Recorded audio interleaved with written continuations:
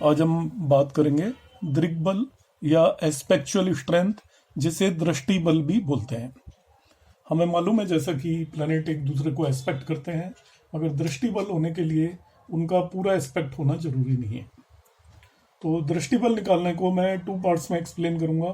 First one part आप सोच समझ सकते हैं कि मैं as a theoretical part explain कर रहा हूँ। इन सेकंड पार्ट में इसका मैथमेटिकली आपको निकाल कर बताऊंगा। तो फर्स्ट पार्ट बहुत ज़्यादा इंपॉर्टेंट होने वाला है। इसको आप केयरफुली एक नोटबुक ले लें और नोट करें जो भी मैं कंसेप्ट बता रहा हूँ। तो इसको आप समझ जाएंगे तो सेकंड पार्ट आपका इसीलिए कैलकुलेशन पार्ट है, वो हम कर पाएंगे। तो दृक्बल के लिए जो सबसे पहला पैरामीटर है जो हमें निकालना होता है, वो निकालना होता है दृष्टि केंद्र। और दृष्टि केंद्र निकालने के लिए हमें क्या करना है, प्लैनेट्स को 2 कैटेगरी में डिवाइड करना है। एक होता है एस्पेक्टेड प्लैनेट और एक होगा एस्पेक्टिंग प्लैनेट। एस्पेक्टेड वो होगा जिसे देखा जा रहा है और एस्पेक्टिंग वो होगा जो दृष्टि डाल रहा है। सपोज सैटर्न किसी को देख रहा है तो जिसे देख रहा है वो एस्पेक्टेड प्लैनेट है और सैटर्न एस्पेक्टिव प्लैनेट है। तो हमें जिस भी प्लैनेट के ऊपर दृष्टि बल निकालना है उसे हम एस्पेक्टेड प्लैनेट मानेंगे, और जो भी उस पर दृष्टि डाल रहा है सभी प्लैनेट की दृष्टि चेक करनी है आपको उसके ऊपर।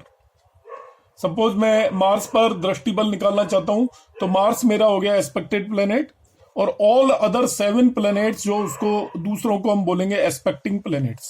तो दृष्टि केंद्र ऑलवेज होगा difference between longitude of expected minus expecting planet.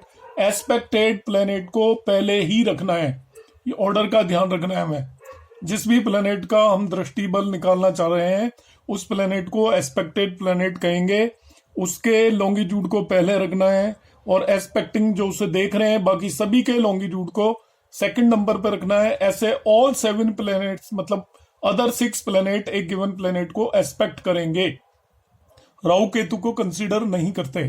तो एस्पेक्टेड प्लैनेट जिसका भी बल निकाल रहा हूं, सपोज मैं मार्स का निकाल रहा हूं तो मार्स का लॉन्गिट्यूड यहां पर आएगा और इसमें से मैं बाकी 1 बाई 1 ऑल 6 प्लैनेट्स के लॉन्गिट्यूड को सब्ट्रैक्ट करूंगा। अब एक चीज और ध्यान रखनी है, यहां पर ऑलवेज एस्पेक्टेड प्लैनेट के लॉन्गिट्यूड को पहले रखेंगे। बाय द वे ये लेस है as compare to aspecting planet. Aspected planet का लॉन्गिट्यूड एस्पेक्टिंग प्लैनेट से लेस है तो इसमें 360 डिग्री ऐड कर देंगे। निकालना ऑलवेज यही डिफरेंस है। सपोज ये 100 है और ये 200 डिग्री है तो इसमें 100 में 360 ऐड करके हम निकालेंगे, जो भी वैल्यू आएगी उसे हम दृष्टि केंद्र कहेंगे।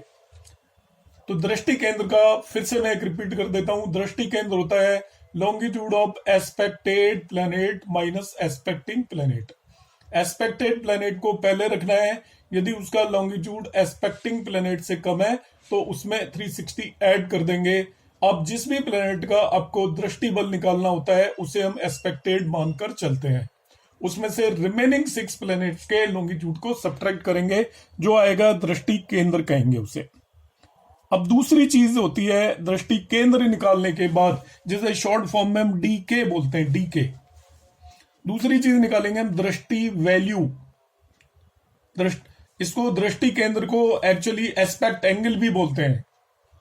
एस्पेक्ट एंगल भी बोल सकते हो और दृष्टि केंद्र भी बोल सकते हो। सेकंड थिंग हमें कैलकुलेट करनी है, दैट इज द दृष्टि वैल्यू। अब दृष्टि वैल्यू के लिए यहाँ पे मैं कुछ एक फॉर्मूले दे रहा हूं, वो आपको लर्न करने हैं और मैं इसी उसमें आपको क्लास में अभी ये भी बताऊंगा कि यदि आपको फॉर्मूले लर्न नहीं है तब हम किस तरीके से निकालेंगे, क्योंकि फॉर्मूले कंफ्यूजिंग है, थोड़ा लर्न करने में डिफिकल्टी आती है। जो लर्न करना चाहे वो लर्न कर सकते हैं, अदरवाइज मैं वैसे भी निकालने का तरीका बताऊंगा। 0 से 30 डिग्री तक इसकी वैल्यू 0 होती है। 30 से 60 डिग्री तक जो आपने दृष्टि केंद्र निकाला था उसमें से 30 सब्ट्रैक्ट करके 2 से डिवाइड करेंगे। 60 से 90 तक जो दृष्टि केंद्र निकाला था उसमें 16 सब्ट्रैक्ट करके उसमें 15 ऐड कर देंगे। 90 से लेके 120 तक 120 में से दृष्टि केंद्र को सब्ट्रैक्ट करेंगे, उसको 2 से डिवाइड करके जो भी आएगा आपका उसमें 30 ऐड करेंगे। 120 से 150 तक ये होगा आपका 150 माइनस दृष्टि केंद्र, और 150 से 180 तक इट इज दृष्टि केंद्र माइनस 150 इंटू 2 हो जाएगा, और 180 टू 300 इसका वैल्यू आएगी 300 माइनस डी के डिवाइडेड बाई 2, और 300 से 360 डिग्री 0 होती है, 0 से 30 भी 0 होती है, यहाँ पे कोई भी आपकी दृष्टि वैल्यू नहीं होती। अब ये तो फॉर्मूले हैं, आपको बुक में भी अवेलेबल होंगे, यहां से आप इसे नोट कर सकते हो। तो फॉर्मूले के बारे में मैं डिटेल नहीं बता रहा, you have to learn them, मगर इनका मैं तरीका आपको बताऊंगा without using formula how to calculate the value, दृष्टि वैल्यू। अब थर्ड वन पार्ट आता है, आपने दृष्टि वैल्यू निकाल ली प्लैनेट्स की। तो दृष्टि वैल्यू निकालने के बाद दृष्टि केंद्र के बेस पे आपने दृष्टि वैल्यू निकाली हर एक केस में, क्योंकि हर एक केस में हर एक प्लेनेट में दृष्टि केंद्र की कुछ ना कुछ वैल्यू आएगी। एक गिवन प्लेनेट को 6 प्लेनेट एस्पेक्ट करते हैं, उन सभी की हमने क्या कैलकुलेट की, दृष्टि वैल्यू कैलकुलेट की।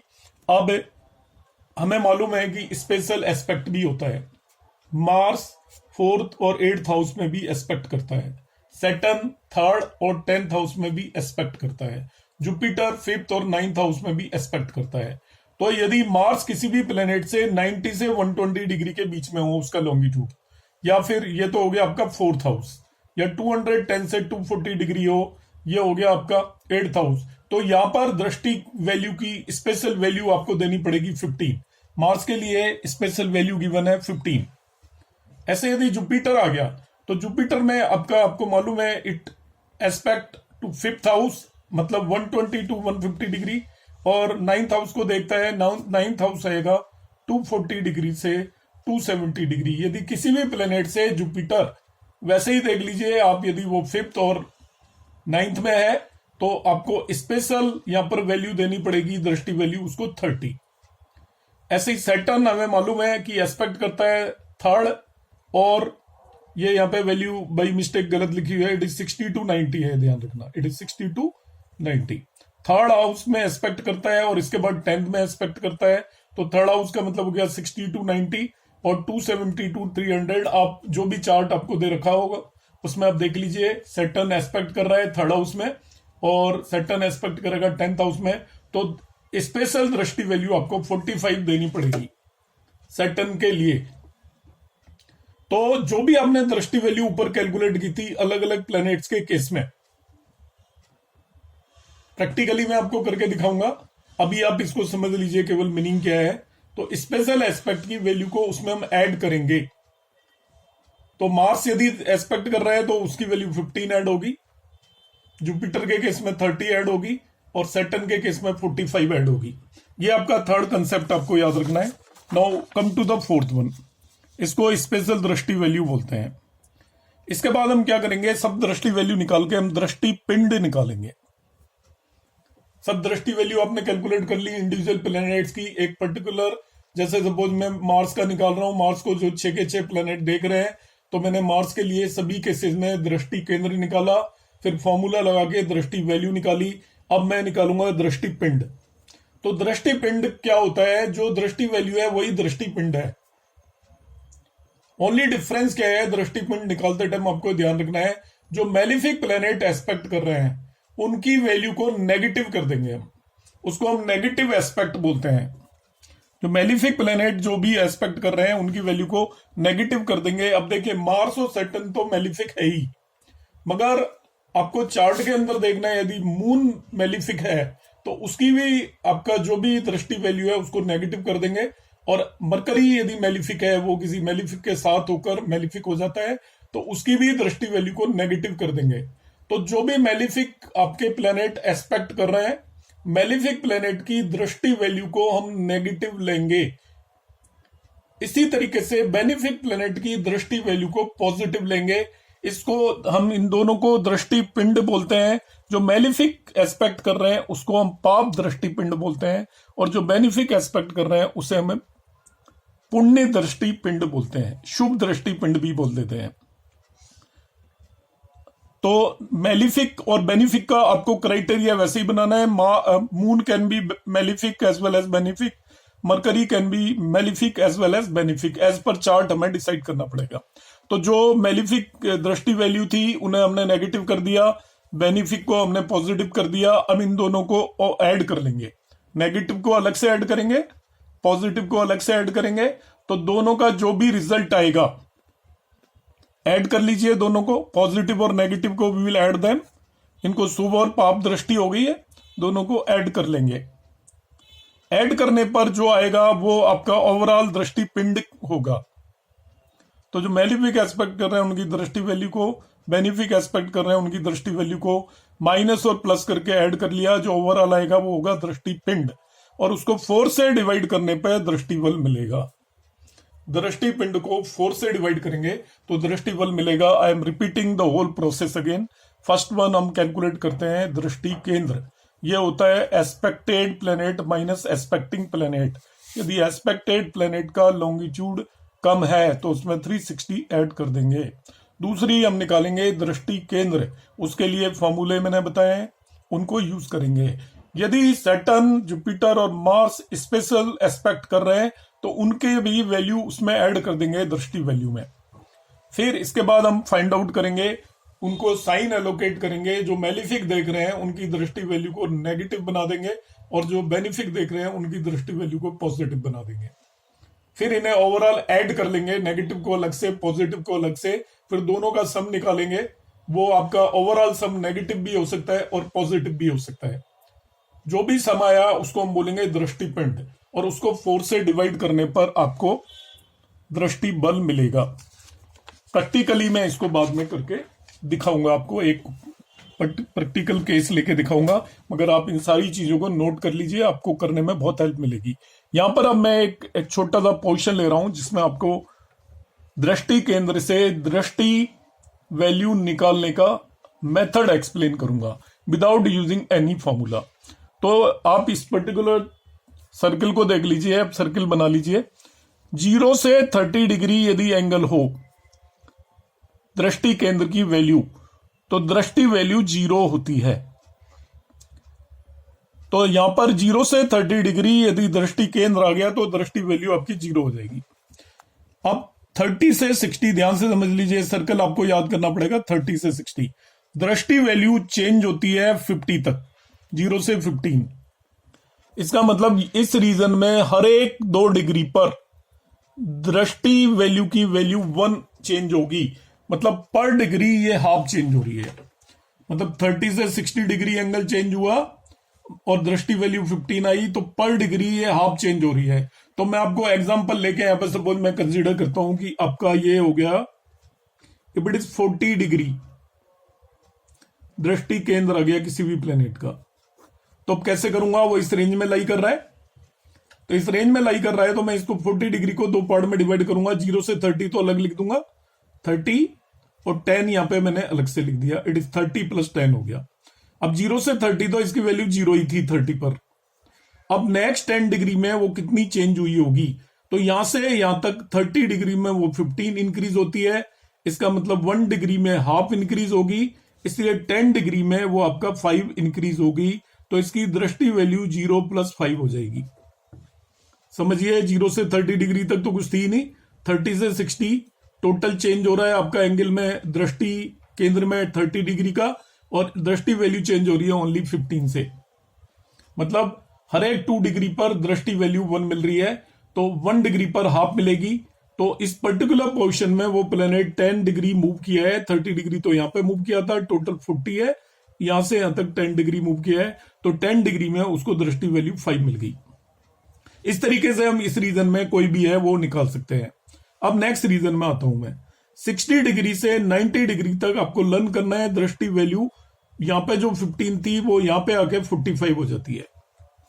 यहां से 0 से 15 चेंज हुई, नेक्स्ट 30 डिग्री में वो 45 हो गई। मतलब इस रीजन में हर एक डिग्री पर दृष्टि वैल्यू 1 से इंक्रीज हो रही है। अब मैं इसे कैसे निकालूंगा? सपोज ये इस पर्टिकुलर रीजन के अंदर उसकी दृष्टि केंद्र की वैल्यू 80 डिग्री हो गई। अब दृष्टि केंद्र की वैल्यू 80 डिग्री है, मुझे आपको दृष्टि वैल्यू कैलकुलेट करना है, तो मैं किस तरीके से करूंगा? ये इस रीजन में लाई कर रहा है 60 से 90, तो आप फर्स्ट 60 अलग कर दीजिए और नेक्स्ट 20 डिग्री 60 से 90 के बीच में आ रहा है। तो फर्स्ट 60 डिग्री पर इसकी वैल्यू 15 थी, वो 15 लिख दी हमने। अब नेक्स्ट 20 डिग्री पर हम निकालेंगे। नेक्स्ट 20 डिग्री पर किस तरीके से निकालेंगे? 60 से 90 तक दृष्टि वैल्यू 30 से चेंज हो रही है। देखिए 15 से 45 हो गई, तो इस रीजन में हर एक डिग्री डी के चेंज होने पर दृष्टि वैल्यू 1 से चेंज हो रही है। तो इस रीजन में हमने कैलकुलेट किया तो आपका दृष्टि केंद्र 20 डिग्री से चेंज हो रहा है, तो दृष्टि वैल्यू आपकी 20 से चेंज हो जाएगी, तो ये 35 आएगी इस पर्टिकुलर प्लेनेट की। तो इस रीजन में हम इस तरीके से दृष्टि वैल्यू कैलकुलेट कर सकते हैं। अब यदि एंगल आ रहा है आपका दृष्टि केंद्र की वैल्यू 90 से 120 तक, तब क्या करेंगे देखिए। तो 90 से 120 तक कुछ भी मान लीजिए, मैंने सपोज 100 मान लिया। अब 100 डिग्री के लिए निकालनी है, तो आपको अब समझ में आ गया होगा, जो लोअर 90 डिग्री और 10 डिग्री लिख देंगे, इसको दो पार्ट में डिवाइड कर देंगे। 90 डिग्री पर हमें मालूम ही है कि जो दृष्टि वैल्यू की वैल्यू 45 है, तो 90 डिग्री वाली तो 45 हो ही गई। अब नेक्स्ट 10 डिग्री पर आपको फाइंड आउट करनी है। तो नेक्स्ट 10 डिग्री पर फाइंड आउट करने के लिए इसको ध्यान से समझ लीजिए। ये एंगल 90 से 120 जा रहा है, मतलब 30 डिग्री इंक्रीज हो रहा है, तो दृष्टि वैल्यू 15 से डिक्रीज हो रही है। 45 से 30 हो गई यहाँ पे, ये याद रखना है आपको कि यहाँ पे 30 होती है। तो दृष्टि वैल्यू 45 से 30 हो गई, मतलब आपका दृष्टि केंद्र 30 डिग्री से इंक्रीज हुआ, तो दृष्टि वैल्यू आपकी 15 से डिक्रीज हुई, मतलब पर डिग्री दृष्टि वैल्यू हाफ से डिक्रीज हो रही है, डिक्रीज हो रही है। अब ये ध्यान रखना है। तो यहां पर ये 10 डिग्री चला है, 100 डिग्री को मैंने डिवाइड किया 90 प्लस 10 डिग्री। इस पर्टिकुलर रीजन में पर डिग्री वो हाफ से डिक्रीज हो रही है, इसलिए मैं इसको क्या कर दूंगा, 10 डिग्री में वो डिक्रीज हो जाएगी हाफ इंटू 10, कम कर देंगे इसको। तो यहां पे दृष्टि वैल्यू की वैल्यू 40 आ जाएगी। अब नेक्स्ट पर्टिकुलर पोर्शन ले रहा हूं 150 से लेके 120 से 150 तक। इस रीजन में सपोज कोई भी एंगल दे दिया आपको, लेट इट इज 140 या 145 ले लिया हमने। तो 145 के लिए अब आपको समझ में आ जाना चाहिए क्या करने वाला हूं मैं। इसकी लोअर वैल्यू ली 120 डिग्री और नेक्स्ट पार्ट ले लिया मैंने इसका 25 डिग्री, दो पार्ट में डिवाइड कर दिया। 120 के लिए आपको ऑलरेडी पता है इसकी वैल्यू 30 है, 120 के लिए इसकी वैल्यू 30 है, तो मैंने 30 लिख दी है, प्लस अब 25 डिग्री के लिए यहां से यहां तक निकालनी है आपको। तो अब इसको जरा ध्यान समझें आप, यहां पे 30 थी और यहां पे 0 हो गई, मतलब एंगल आपका दृष्टि केंद्र 30 डिग्री से डिक्रीज हुआ, इंक्रीज, और दृष्टि वैल्यू 30 से डिक्रीज हो गई। इसका मतलब क्या है, इस पर्टिकुलर रीजन में जब आपका दृष्टि केंद्र 1 डिग्री से इंक्रीज होता है तो दृष्टि वैल्यू 1 डिग्री से डिक्रीज हो जाती है। तो यहां पे आपका दृष्टि केंद्र 25 डिग्री से इंक्रीज हुआ है इस पर्टिकुलर रीजन में, तो दृष्टि वैल्यू 25 से डिक्रीज हो जाएगी। तो इस रीजन में दृष्टि वैल्यू आ जाएगी 30 माइनस 25, तो 5 बचेगी। यहां पे सब्ट्रैक्ट कर रहे हैं हम, सब्ट्रैक्ट क्यों कर रहे हैं, क्योंकि यहां पे दृष्टि वैल्यू की वैल्यू डिक्रीज हो रही है, नॉट इंक्रीजिंग। अब आता है नेक्स्ट पोर्शन 150 टू 180। तो 150 टू 180 वाले पोर्शन में मैंने सपोज ले लिया यहां पे कोई भी 170 ले ली डिग्रीज। तो यहां पे देखिए क्या हो रहा है, 150 लिखिए पहले तो इसे, और 20 डिग्री लिख लीजिए, दो पार्ट ब्रेक किए। 150 के लिए तो वैल्यू 0 है, यहां पे देख लीजिए अब इट इज 0। अब नेक्स्ट 20 डिग्री के लिए वैल्यू निकालनी है। तो यहां पे बेसिकली हो क्या रहा है, 150 से लेके 180 तक आपका दृष्टि केंद्र में पर डिग्री इंक्रीज पर यहां पे दृष्टि वैल्यू 2 से इंक्रीज हो रही है। यहां पे 0 थी, यहां पे 60 हो गई, तो 30 डिग्री पे दृष्टि केंद्र इंक्रीज होने पे दृष्टि वैल्यू 60 से इंक्रीज हो रही है, मतलब 2 से इंक्रीज हो रही है। तो आपका ये 20 डिग्री दृष्टि केंद्र में इंक्रीज होने पर दृष्टि वैल्यू आपकी 40 हो जाएगी। इस तरीके से हम यहां पर कैलकुलेट करेंगे 180 टू 360 यदि आपको निकालना है। तो सपोज जैसे मैं 210 डिग्री ले लेता हूं, मैं यही लिख देता हूं, देखिए इट इज 210 डिग्री। तो 210 को हम कैसे ब्रेक करेंगे, पहले 180 लिखेंगे डिग्री प्लस 30 डिग्रीज। इस 180 के लिए दृष्टि वैल्यू आपकी 60 है। अब नेक्स्ट 30 डिग्री की बात करेंगे, देखिए क्या होगा। यहां से यहां तक एंगल आपका इंक्रीज हुआ है 120 से, मगर दृष्टि वैल्यू आपकी 60 से डिक्रीज हो गई है। तो 120 डिग्री से दृष्टि केंद्र इंक्रीज होने पे दृष्टि वैल्यू 60 से डिक्रीज हो गई, तो पर डिग्री वो आपका 1/2 से डिक्रीज हो जाएगी, डिक्रीज होगी। अब ये इस केस में हमें 30 डिग्री के लिए निकालना है, तो ये माइनस हो जाएगी 30 इंटू 1/2, तो ये हो जाएगा 60 minus 15 that is equal to 45। इस तरीके से हम दृष्टि वैल्यू निकाल सकते हैं। 300 से 360 डिग्री तक इसकी वैल्यू 0 ली जाती है। तो in this way we can solve it. मैंने ये थोड़ा एक्सप्लेन करने की ट्राई की है। आप इसमें कंफर्टेबल है तो आप ये कर सकते हैं, अदरवाइज आप फॉर्मूले लर्न कर सकते हैं। नेक्स्ट क्लास में I will explain practically how to solve it. Thank you for watching.